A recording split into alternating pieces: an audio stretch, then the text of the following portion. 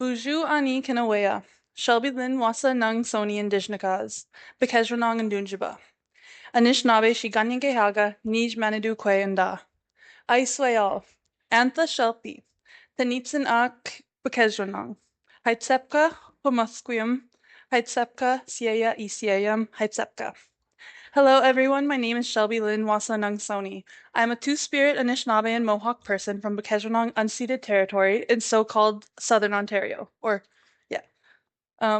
I want to start by thanking the Musqueam community for allowing us to gather here on their territory in this beautiful space for this event.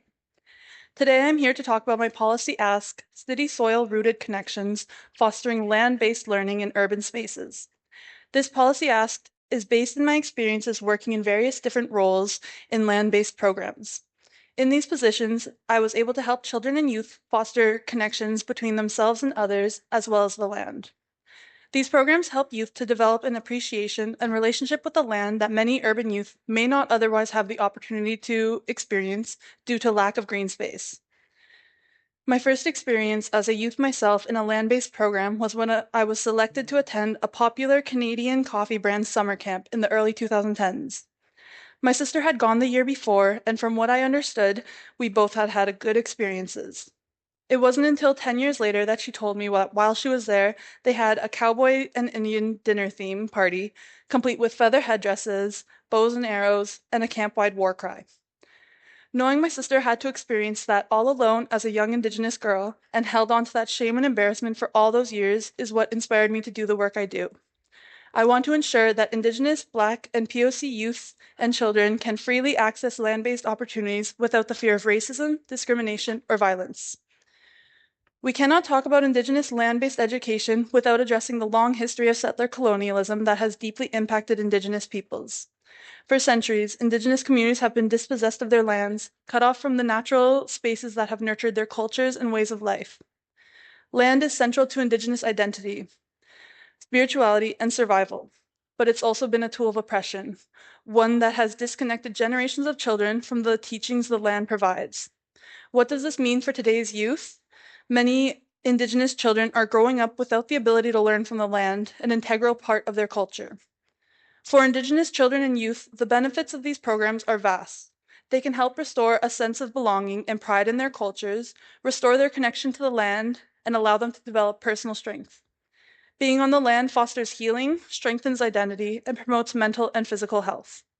Another important benefit is that they offer a chance for Indigenous children to build relationships with youth from other backgrounds.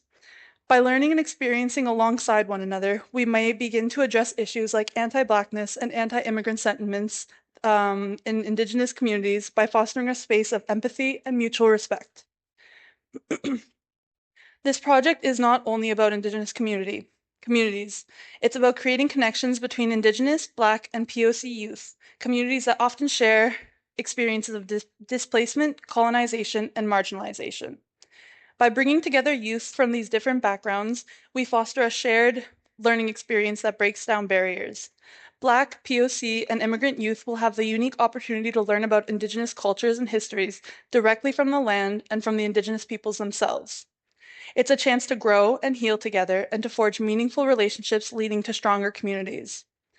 I urge land-based learning programs to take the necessary steps, such as working with Indigenous communities and organizations to develop and incorporate Indigenous pedagogies into their existing programming or to develop new programming.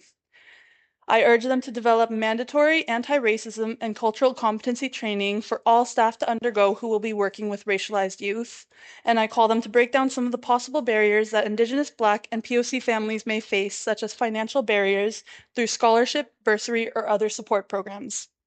In closing, Indigenous land-based education is about much more than just outdoor learning. It's about reconciliation, healing, and building a future where diverse communities can come together on equal footing. By investing in these spaces, we are investing in a generation of young people who are more connected to the land, to their cultures, and to each other. I urge policymakers to recognize the profound benefits of these programs and to create the physical spaces and opportunities to make these programs available and accessible. The time to act is now to ensure that all youth, regardless of background, have access to the transformative power of land-based education. Thank you, miigwech, headsapka.